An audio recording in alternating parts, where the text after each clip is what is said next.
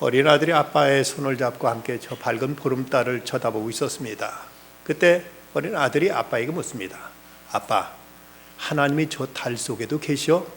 그러니까 아빠가 대뜸 그럼 하나님 어디나 다 계시지 라고 대답해 주었습니다. 그때 아들이 또 묻는 질문이 그러면 아빠, 하나님은 내 뱃속에도 계시오? 하고 묻습니다. 아버지는 뭐라고 대답할까 우물우물하다가 그래도 그럼 하나님 어디나 다 계시지. 아들이 조금 있다가 아빠한테 하는 말이 아빠, 하나님이 피자 잡수시고 싶으대 라고 말하는 겁니다. 좀 얌체 같긴 해도 내 자식이라면 믿지 않습니다. 이런 아들도 사랑스러운 자식일 뿐이지요. 여러분, 세계적인 스포츠 용품 브랜드 가운데서 나이키라는 회사 여러분 잘 알고 계시죠? 이 나이키 회사를 창립한 그 회장이 필립 나이트라는 사람입니다. 이분은 원래 오리건 대학을 나오고 그리고 스탠퍼드에서 경영학 석사를 하고 그리고 회계사 자격도 따게 됩니다. 그러고 나서 그가 포틀랜드 주립대학교에서 조교로 가르치게 되는데 2년 동안 아주 성실하게 가르쳤습니다. 근데 어쩐 일이 2년 되자 재임용해서 탈락하고 맙니다. 이제 아무것도 그가 할 수 없게 되자 하나님께 기도하기 시작합니다. 하나님, 제가 뭘 해야 되겠습니까? 앞으로 어떻게 뭘 하면 사람이 좋겠습니까? 근데 그에게는 건강도 그 당시 좋지 않아서 운동도 해야 했고 그러면서 기도를 하게 되는데 그는 날마다 이제 뛰면서 그러면서 하나님께 뛰면서 기도합니다. 근데 이제 뛰다 보니까 신발이 불편해서 다리가 아파오기 시작합니다. 그래서 어떻게 하면 아프지 않은 신발을 만들 수 있을까 생각하다 자기가 이것을 고안해 가지고 신발을 이제 만들어냈습니다. 그러고 나서 그 신발을 그가 특허 등록까지 했습니다.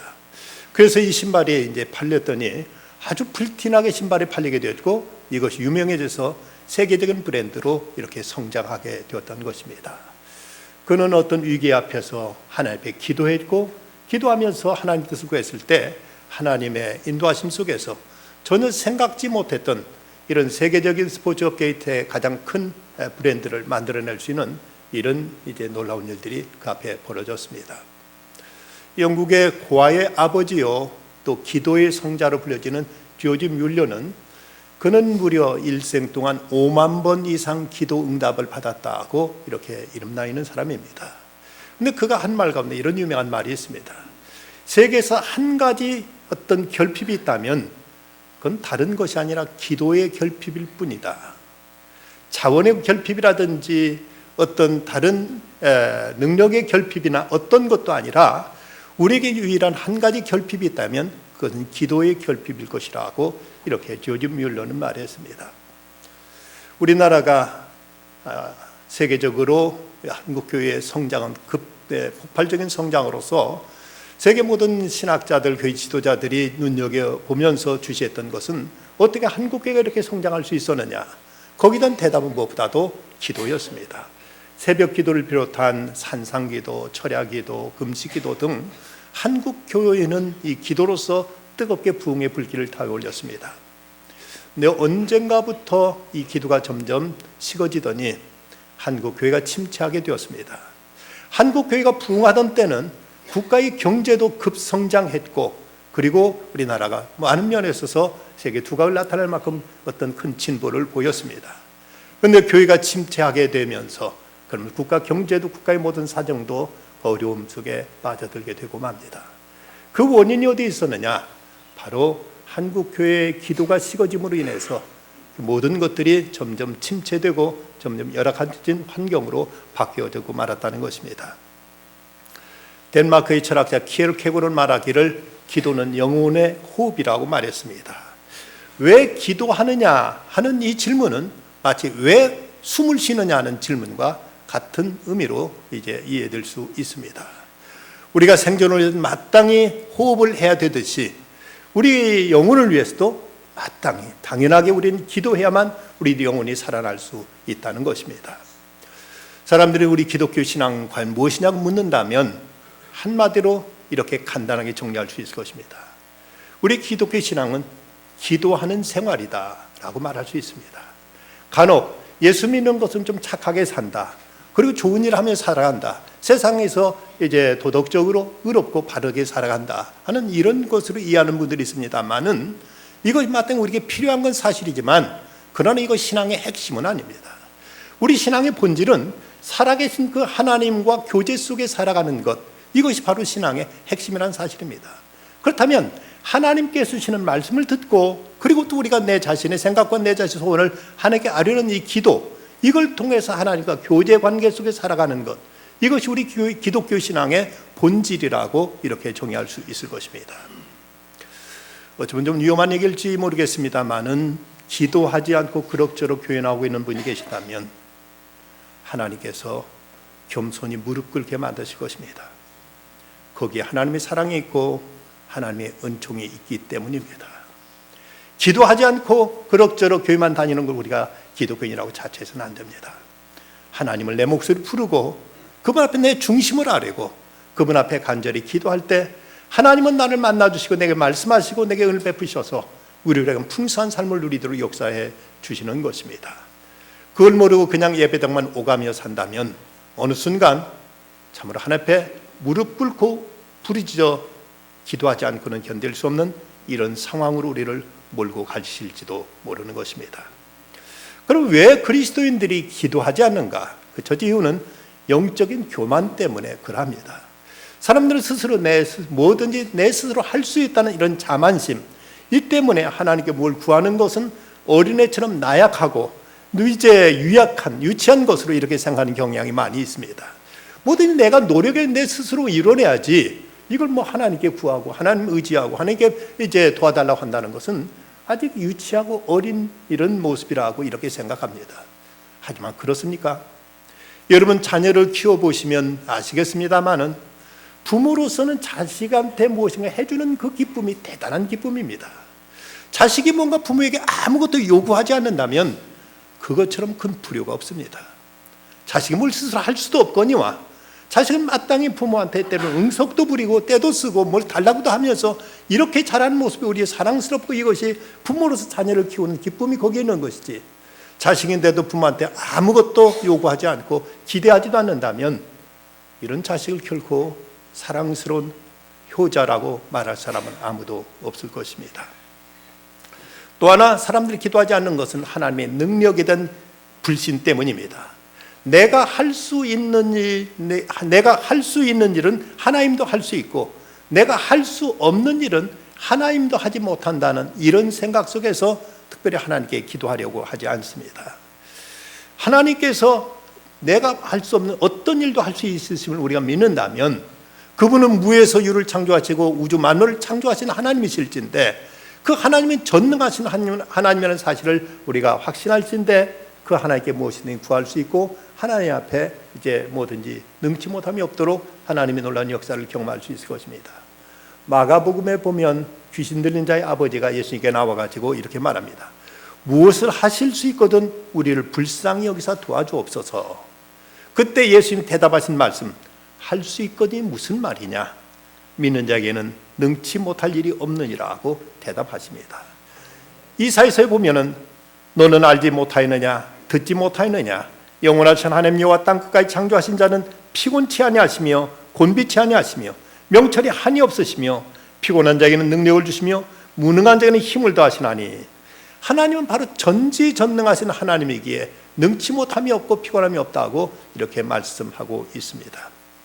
또 하나 사람들이 기도하지 않는 이유는 하나님의 사랑에 대한 의심 때문에 그러합니다.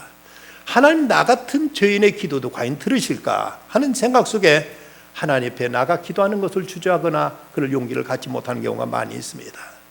우리가 내 자신 죄인이라는 사실을 생각한다면 우리가 하나님 앞에 기도할 염치가 없지만, 그러나 예수님께서 너희는 내 이름으로 무엇이든 구하라고 말씀하셨기에 주님께서 당신의 이름을 우리에게 주시면서 예수 그리스도의 이름으로 무엇이든 구하면 하나님께 들으시고 응답하신다고 약속하셨기에 우리는 그 하나님의 사랑을 믿고 담대히 주 앞에 나가서 기도할 줄 알아야 되겠습니다. 1933년 나치로부터 추방된 미국의 아인슈타인 박사, 그가 그 프린스턴 대학 주변에 살면서 그 대학을 늘 걸어서 오가곤 했습니다. 그리고 대학에 가서 세계적인 박사 학자들과 같이 토론도 하고 연구도 하곤 했었습니다. 근데 학교 가는 그 길에 M이라는 이름을 가진 소녀가 어느 날 쭈루 달려와 가지고 박사님, 저 수학 숙제 좀 도와주세요 라고 말합니다. 그래, 이리 와라. 그래서 자기 집에 데려가다가 아주 친절하게 수학 숙제를 이제 도와주었습니다. 그것을 알고 그 어머니가 어느 날 쿠키를 직접 집에서 구워 가지고 와가지고 박사님 너무 감사합니다. 근데 제 아이가 박사님은 귀찮게 하고 또 바쁘신 분을 또 힘들게 하지 않았는지 모르겠습니다 라고 이렇게 얘기하자 아인슈타인이 이렇게 대답했다고 합니다. 누군가를 도울 수 있다는 건 큰 기쁜 일이지요. 제게는 교수님들이나 대개 따님이나 모두가 다 제게 소중한 손님입니다 하면서 전혀 그 아이가 수학 숙제 도와달라는 것을 귀찮아하거나 그것을 성가시게 생각하지 않고 늘 그에게 친절하게 대주곤 했다는 것입니다. 세계적인 물리학자 아인슈타인 박사가 한 그 동네에 사는 조그만 소녀가 도와달라는 수학 숙제도 그렇게 기쁨으로 도와줬다면 하물며 하늘에 계신 우리 하나님께서 어찌 택하신 자녀들의 기도를 귀찮아하시거나 이것을 부담스러워 하실 리가 있겠습니까? 그렇다면 왜 우리가 기도해야 되는가? 그 첫째는 하나님의 명령이기 때문에 우리가 기도해야 됩니다. 여기 말씀 구하라 그러면 너에게 주실 것이요 찾으라 그러면 찾아낼 것이요 문을 두드리라 그러면 너에게 열릴 것이니 여기서 구하라 찾으라 두드리라는 말씀 모두 다 명령형으로 되어 있습니다. 이건 우리의 의사를 묻는 것이 아니라 그렇게 했으면 좋겠다는 권면 정도가 아니라 이렇게 하라는 하나님의 절대적인 명령이라는 사실입니다. 그러기에 우리가 세상 밖에 나가서 도둑질하는 것이라든가 아니면 강도질하는 것이라든가 뭐 하는 것 이것도 다 하나님의 죄가 되지만 또 하나 하나님의 명령을 어기고 기도하지 않는 것도 하나님의 죄가 된다는 사실을 우리는 알아야 됩니다. 하나님은 우리에게 기도하라고 명령하셨다면 우리는 내 처지가 어떻든 내 기분이 어떻든 하나님께 마땅히 기도해야 될 책임이 있고 기도해야 될 이런 우리들의 그 사명이 있음을 우리는 분명히 인지해야 될 것입니다. 오늘 말씀 보면 뭔가 주객이 전도됐다는 이런 느낌을 갖게 합니다. 우리가 어찌 보면은 우리가 먼저 하나님 앞에 하나님 저희가 하나님께 기도할 테니까 제발 제 소원 좀 들어주십시오.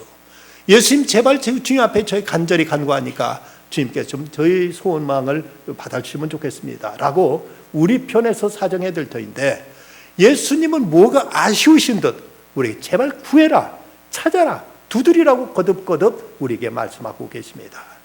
주님께서 우리에게 이 기도를 강조하시기 위해서 심지어 하신 말씀은 너희가 악한 자라도 좋은 것을 자식에게 줄 줄 알거든 하물며 하늘에 계신 너희 아버지께서 구하는 자에게 좋은 것을 주시지 않겠느냐 하시며 하나님을 악한 아버지로 바겐세일까지 하시면서 그러면서 우리에게 기도를 말씀하고 있는 걸 보면 얼마나 주님은 우리가 기도하기를 바라시고 또 기도해야 되는 얼마나 우리에게 절실한 문제인가를 일깨워 주시기 위해서 하나님을 이렇게 악한 아버지로까지 평가절하시면서까지 우리에게 기도할 것을 말씀하고 있습니다.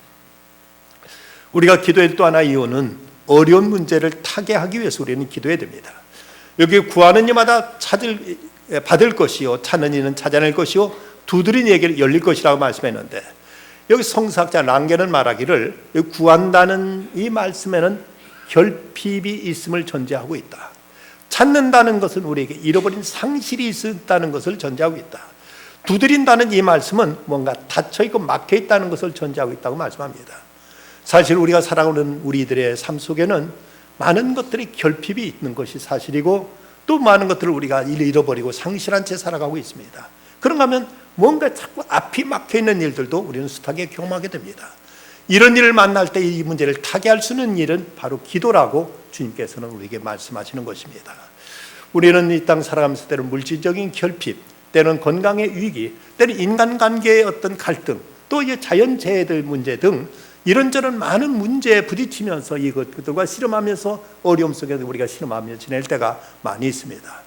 이런 문제를 만날 때 어떻게 이 문제를 타개할 것인가? 바로 기도를 통해서 이런 문제를 해결해 나가라고 주께 말씀하십니다.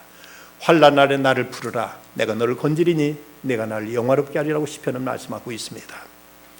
2001년도 1월 10일자 국민일보에 실린 간증입니다. 경북 영덕군 남정면 구계리에 있는 구계교회에 다니는 김상태란 집사님이 있습니다. 이분은 업으로서 물고기 잡아서 생업을 유지하는 분인데 그에 따라서 그렇게 물고기가 잡히질 않더랍니다. 그래도 이제 배는 운행해야 되니까 배를 몰고 나가서 비싼 기름 넣어가지고 나가서 이제 바다를 돌고 오지만 한 마리 제대로 고기가 잡히질 않아가지고 점점 이제 빚이 쌓여갑니다. 그래서 그 빚이 얼마까지 이제 늘어났는가 하면 무려 4억 6천만 원이나 빚을 지게 되었다고 합니다. 그래서 이 빚 때문에 자기 집하고 배까지도 차압당할 이런 위기에 몰리게 되자 그는 하나님 앞에 간절히 기도했습니다. 하나님, 제가 지금 이렇게 어렵습니다. 저를 좀 도와주십시오 라고 이렇게 간절히 하나님께 기도했는데, 기도하고 나갔더니 그 다음날 새벽에 자기가 쳐놓은 그 정치망에 방어떼들이 몰려들었는데 얼마가 잡혔는가 하면은 5,000마리 방어가 잡혔다고 합니다. 여러분, 방어가 얼마나 큰 고기인지 잘 알고 계시죠? 이것이 무려 5,000마리나 걸렸는데, 근데 이상한 것은 주변에는 다른 사람의 정치망도 많이 있는데 하필 다른 정치망 한 마리 들어오지 않고 이 김상태 집사의 그 정치망에 무려 5,000마리의 방어가 들어와 가지고 내일 모레면 이 집이 차압될 위기였는데, 바로 이틀 전에 그가 방어 5,000마리를 잡아 가지고 무려 18억 원을 그는 손에 쥘 수가 있게 되었다고 합니다. 그는 하나님께 감사하고 11조 드리고 감사함 드리고, 그리고는 이제 생각해도 너무너무 감사해서 가만 내가 뭘 할까 생각하니까 자기가 지금 섬기는 교회, 국외교회가 20년 동안 한 번도 예배당 수리를 못했던지라 이 일은 내가 좀 맡아야 되겠다 생각하고 그가 예배당 수리하기로 그가 하는 결심을 했습니다. 놀라운 것은 그렇게 결심하고 나니까 그 다음날 자기가 쳐놓은 또 그물에 5m짜리 밍크고래가 잡히게 됐다는 겁니다. 이 밍크고래는 이건 보호종이 있더니 잡아서는 안 되는데, 그런데 망으로 쳐놓은데 자기가 들어온 것은 이것은 법적으로도 아무 문제가 없답니다. 그래서 그 밍크고래를 또 팔아가지고 5천만 원을 더 벌게 됐다는 거죠. 이런 놀라운 기적 같은 일들이 바로 기도하는 사람들에게 나타나는 일이고 하나님께서 역사하십니다. C.S. 루이스에게 어떤 학생이 기도 응답에 대해서 얘기하니까, 아이고 교수님, 그건 우연이지요. 그게 어떻게 그런 일이 현실에 일어납니까? 하니까 이 C.S. 루이스가 대답한 말, 그래 우연일 수도 있네. 그런데 기도하지 않는 사람에겐 그런 우연조차도 일어나지 않는다네 라고 대답했다고 합니다. 우연이겠습니까? 기도하는 자에게 역사하신 하나님의 응답이고 하나님의 역사인 줄 믿습니다. 그런가 하면 우리가 좋은 것을 누리는 복된 삶을 위해서 또한 기도해야 된다고 말씀합니다. 11절 말씀, 너희가 악한 자라도 좋은 것으로 자식에게 줄 줄 알거든 하물며 하늘에 계신 너희 아버지께서 구하는 자에게 좋은 것으로 주시지 않겠느냐. 세상에 악한 사람일지라도 제 자식한테는 누구든 좋은 것 주고 싶어 하는데 하물며 하늘에 계신 너희 아버지께서 어찌 구하는 자에게 좋은 것으로 주시지 않겠느냐고 말씀합니다. 이사야서 49장 15절에 보면 여인이 어찌 그 젖 먹는 자식을 잊겠으며 자기 태순한 아들을 긍휼히 여기지 않겠느냐. 그러면 혹시 잊을지라도 나는 널 잊지 아니할 것이라고 말씀하고 있습니다. 이런 기도의 결과로 축복은 믿는 자나 믿지 않는 자 모두에게 동일하게 내린 일반 은총과 달리 특별 은총이 있음을 말씀하고 있습니다. 하나님은 모든 사람들에게 똑같이 비를 주시고 햇빛을 주십니다. 이런 은총을 일반 은총이라고 부른다면, 하나님의 은혜를 구하고 하나님께 기도하며 하나님께 간구하는 자에게 주시는 하나님 특별한 기도 응답은 이건 특별 은총으로 하나님께서 이제 특별하게 구별해서 하나님께 허락하시는 하늘의 축복임을 말씀하고 있는 것입니다. 미국의 한 남편과 이혼한 채 어렵게 아들을 키워내고 있었던 한 흑인 여인이 있었습니다. 이 이혼녀는 아들과 함께 근근히 살아가고 있었는데, 근데 어린 아들이 날마다 어머니한테 졸르기를 엄마 고양이 한 마리 사주세요 하고 졸라댑니다.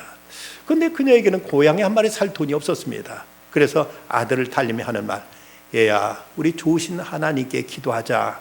하나님 우리에게 고양이를 꼭 선물로 주실 거야. 그래서 이 모자는 함께 손을 잡고 기도합니다. 하나님, 우리 형편을 아시는 주님, 우리에게 고양이 한 마리를 주시옵소서. 저에게는 고양이 살 돈이 없습니다. 죄를 불쌍히 여겨 주시옵소서. 예수님 이름으로 기도합니다. 아멘 하고 기도했습니다. 근데 아들이 얼마 후 이제 엄마에게 묻습니다. 정말 하나님이 고양이 주시나요? 그럼 하나님 못하실 리 없는데 하나님 우리가 기도했으니까 하나님 주시지 하고 이렇게 대답했습니다. 어느 날 그 마당에서 뜨개질을 하고 있고 옆에 이 아들이 놀고 있는데 근데 갑자기 하늘에 뭔가 시커먼 것이 떨어집니다. 그게 보았더니 그 고양이 한 마리가 하늘에 뚝 떨어지는 것이었습니다. 깜짝 놀라서 야, 하나님이 이렇게 하늘에서 고양이를 우리에게 주셨다고 좋아서 어쩔 줄 몰라 하면서 고양이를 키웠습니다. 근데 그 소문이 번져나가면서 미국의 신문과 TV에 거기 헤드라인으로 하늘에서 떨어진 고양이라는 이런 타이틀로 이 기사가 났습니다. 사람들 모두 다 놀랍게 어떻게 이런 일이 일어날 수 있느냐고 했는데, 며칠 지나니까 거기에서 800m 떨어진 곳에 산다는 한 남자가 와가지고는 고양이 내 거라고 내놓으라는 겁니다. 무슨 소리냐 했더니 고양이가 나무까지 올라갔는데 내려오라고 안 내려오니까 나무까지 잡았다가 이걸 놓쳤는데 훅 날아가가지고 이것이 고양이가 없어졌다는 겁니다. 그러니까 이거 내 것이라고 내놓으라고 합니다. 근데 이 사람은 무슨 소리냐, 우리는 기도해서 하나님 주신 거라고 이것을 이제 내놓을 수 없다고 해서 이 재판까지 하게 되었습니다. 판사가 그것을 이제 확인하기 위해서 똑같은 그 나무에, 그리고 고양이가 똑같은 모형을 만들어 놓고 나무까지 놨다가 당겼다가 놔버렸습니다. 그랬더니 기껏 날아가는 건 20-30m밖에 못 날아가더랍니다. 그러니까 판사가 이건 하늘에서 주신 이 사람 거다 하고는 이것을 그대로 이 사람 걸 인정해 주었다는 것입니다. 참 이런 놀라운 일, 우리가 상상할 수 없는 일도 우리가 하나님 앞에 기도할 때 하나님은 우리에게 응답하시고 우리에게 기적 같은 일들을 이루어 주십니다. 그렇다면 우리가 어떻게 기도해야 될 것인가? 먼저 무엇보다도 꾸준히 기도할 것을 말씀하십니다. 구하라, 찾으라, 두드리라. 한 번 구해서 안 된다고 포기하지 말고 그러면 다음에 찾으라. 그리고 또 그 다음에 쫓아가서 두드려서라도 너희들이 거듭 이제 해결될 때까지 기도하라고 말씀하십니다. 누가복음 18장에 보면 항상 기도하고 낭망치 말아야 될 것을 비유로 하시면서 악한 재판관과 과부의 이야기를 하십니다. 그러면 예수님 결론적으로 하물며 하나님께 그 밤낮 부르짖는 택하신 자들의 원한을 풀어주지 아니하시겠느냐? 그들에게 오래 참으시겠느냐? 내가 너에게 이르노니 속히 그 원한을 풀어주시리라고 약속하고 있습니다. 우리의 기도의 자세에서 무엇보다도 중요한 것은 인내하는 자세입니다. 끝까지 하나님께 매달리는 이런 자세가 우리에게 필요한 것입니다. 어느 교회가 개척교회쯤 되는 성도 수가 너무 적어서 이제 교회 건축을 원했지만 그것이 어려워서 전 교인에게 당부해가지고 40일간 특별 새벽 기도회를 가졌답니다. 그 교회가 그래도 열심히 있었던지 어린 주일학생들까지도 새벽 기도에 참석했다는 것이죠. 그런데 죄송합니다. 아이들이 새벽 기도에 참석하고 보니까 학교의 수업 시간에 꾸벅꾸벅 조는 일이 생겨서 학교 교장 선생님한테 연락이 와가지고 아이들 좀 제발 그 새벽 기도 좀 못 나오게 해달라고 이런 요청이 왔답니다. 그래도 이 목사님은 개의치 않고 아이들까지 모여가지고 열심히 새벽 기도를 했는데, 어느 날 아이들이 이런 새벽에 깨어서 나와서 기도하다 보니까 그만 꾸벅 졸고 말았습니다. 한참 졸고 눈을 번쩍 떠보니까 7시간 됐습니다. 학교에 늦겠다고 정신없이 집으로 뛰어가는데 길가에 웬 할머니가 쓰러져 있는 모습을 보았습니다. 이걸 알고는 급히 119에 전화해가지고 그래서 이 할머니를 병원에 급히 옮겨서 할머니를 살려낼 수가 있었습니다. 그저 그 가족들이 이 아이들한테 찾아와서 너희들 참 고맙다. 너희들 때문에 우리 어머니가 돌아가실 뻔했는데 어머니를 살려낼 수 있었다 하면서 너희들한테 뭘 좀 선물했으면 좋겠니? 하고 물었습니다. 그 아이들이 대답하는 말이 저는요 집에 컴퓨터도 있고요 자전거도 있고요 장난감도 많이 있어요. 저한테 해주려면요 우리 교회가 건축을 해야 되는데 건축 헌금 좀 해주세요 라고 이렇게 말했답니다.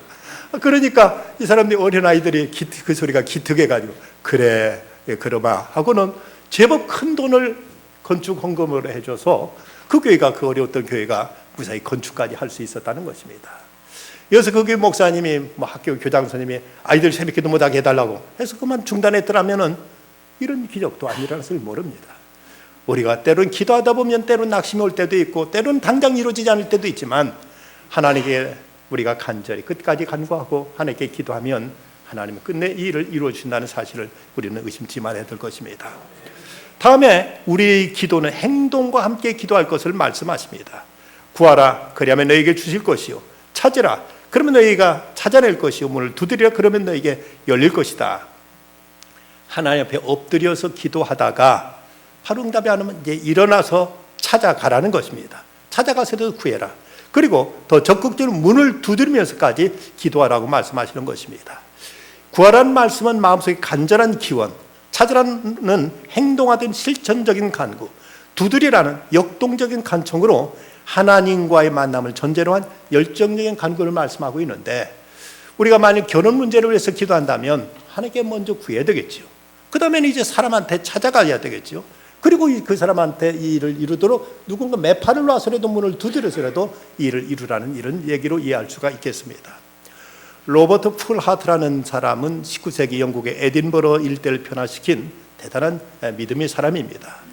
그는 이제 어느 날 성경을 읽다가 사람이 독처하는 것은 좋지 못하다는 말씀을 읽고는 그동안 35이라는 나이가 됐는데 전혀 결혼할 생각도 않고 있다가 결혼도 해야 되겠다고 생각하고 마음을 먹었습니다. 근데 성경에 보니까 집과 재물은 조상에게서 상속하거니와 슬기로운 아내는 여호와께로 말미암는다는 말씀에 그는 이때부터 본격적으로 아내를 구하기 시작했고, 그리고 기도를 시작하면서부터 사명감을 가지고 선을 보기 시작했습니다. 그런데 선을 보는 족족 퇴짜를 맞습니다. 이제 결혼을 하다 보니까 그 당시 거기 35이면 꽤 나이가 많은 것으로 인식됐던지 아무도 이제 이 사람의 기도제 청혼에 오케이 하지는 않습니다. 그런데 마지막으로 한 여자가 그의 이 요청을 듣더니 대뜸 오케이 합니다. 그런데 이때도 이 사람은 그 여자를 만나자마자 이런 기도를 드립니다. 이 사람이 하나님 뜻이라면 계속 만나게 해주시고 아니라면 바로 헤어지게 해주십시오 하고 이렇게 기도했는데, 그 기도에 여자가 감동을 받고 그 여자가 오케이 한 것입니다. 결혼한 다음에 여자가 그런 얘기를 눈물 흘리면서 하더랍니다. 내가 수년 동안 하나님께 기도하기를 남자를 만나게 해달라고 기도했습니다. 그랬더니 기도하는 남자를 만나게 해달라고 기도했는데 하나님께 당신을 보니까 대뜸 기도부터 하는 모습 보고 하나님이 만나게 해주셨다는 사실 깨닫고 하나님 내 기도 들으셨다고 생각하고 그때 즉각 제가 응답한 것입니다 라고 대답하더랍니다. 그렇습니다. 우리는 앉아서 기도할 것만 아니라 찾아가서라도, 그리고 문을 두드려서라도 하나님께 매달리는 이런 적극적인 자세가 필요합니다. 또 하나 기도의 자세는 우리는 아버지께 구하는 자식의 입장으로 기도하라고 이렇게 말씀합니다. 너희가 악한 자라도 좋은 것으로 자식에게 줄 줄 알거든 하물며 하늘에 계신 너희 아버지께서 구하는 자에게 좋은 것으로 주시지 않겠는가. 우리의 기도를 들으시는 하나님은 우리의 아버지시라고 이렇게 예수님은 소개하고 있습니다. 우리가 죄인된 입장에서는 하나님께 뭘 구할 만한 염치도 자격도 없습니다. 하지만 그 하나님이 나의 아버지라는 사실을 생각한다면 어떤 일이든 담대히 우리가 하나님 앞에 구할 수 있는 용기가 있고 그런 자격이 있고 그럴 수 있는 이유가 충분한 것이지요. 하나님이 나의 아버지라는 사실, 이것을 우리가 믿고 기도할 때 우리의 기도는 더 확신에 찬 기도, 더 담대한 기도, 더 우리는 낙심하지 않는 이런 배짱 있는 기도를 하나님 앞에 드릴 수가 있을 것입니다. 토미 테니의 간절한 매달림이라는 책에 그런 얘기를 소개합니다. 그 어린이용 스쿠터가 막 이제 그 시장에 나오기 시작했을 때 자기 아이들도 이 카드 떼쓰는 바람에 이걸 사줬는데, 사주면서 절대 나갈 때 꼭 헬멧 쓰고 무릎 보호대를 하고 이제 해라 하고 이렇게 일렀지만 아이들 말을 잘 듣지 않던데, 오늘 서재에서 책을 보고 있는 갑자기 아이 비명소리 들립니다. 깜짝 놀라가지고 정신없이 달려갔더니 아이가 넘어져서 무릎이 이제 상처가 나 있다는 것입니다. 그 아이를 이제 물론 병원에 데려갔겠죠. 그리고 나서 이런 얘기를 덧붙이고 있습니다. 과연 어떤 힘이 100kg이나 되는 나를 의자에서 벌떡 일어나게 하고 급히 달려가게 하고 아이를 끌어안게 하고 그 아이를 병원으로 옮길 수 있는 힘이었을까? 아이 몇 살지 그 어린 초등학생밖에 안 되는 여자아이가 아빠를 들어올릴 수가 있을까? 아빠를 끌어갈 수 있을까? 그 물리적인 힘으로는 도저히 안 된다. 그러나 딸의 그 외침이 나로 하여금 그렇게 움직일 수 있겠다면 이것은 모든 그리스도인들에게도 다 하나님 아버지 앞에 해당되는 이유다라고 말씀합니다.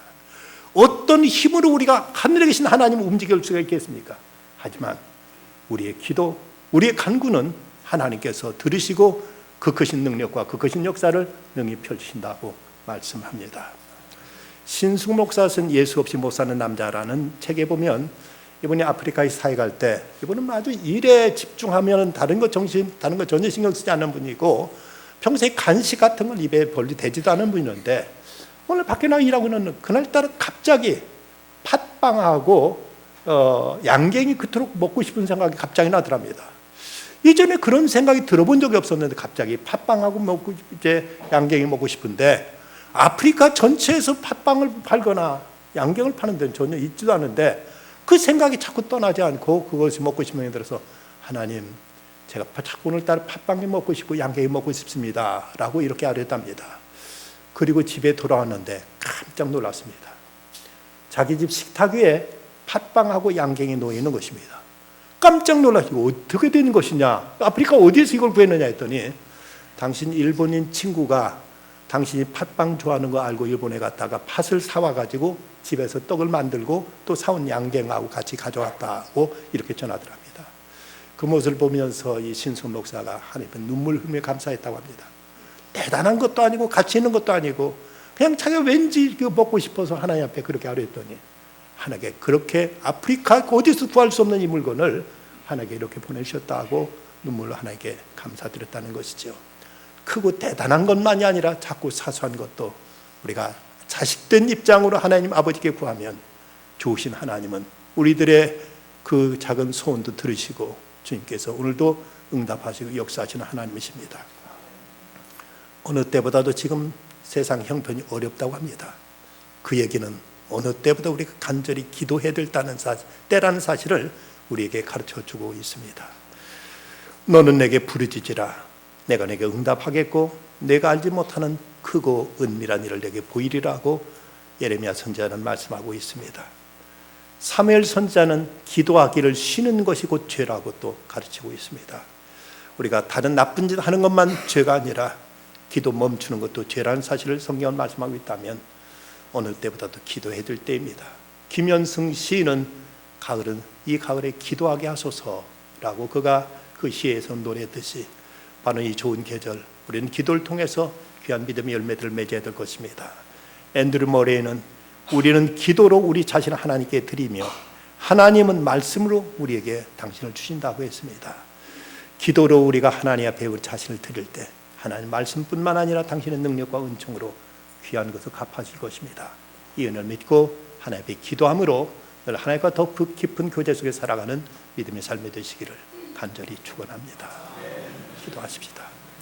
고마우신 아버지 하나님, 기도할 수 있는 귀한 특권을 허락하시고 하나님의 그 은총을 믿고 구할 때 주께서 저희들이 가는 신음소리에도 응답하시며 좋은 것으로 갚아주신다고 약속해 주셨습니다. 이 약속 믿고 기도하며 살아가는 중에 날마다 주의 풍성한 은총과 하늘의 능력을 덧입고 살아가는 저희들 다 되게 하여 주시옵소서. 예수님의 이름으로 기도드리옵나이다.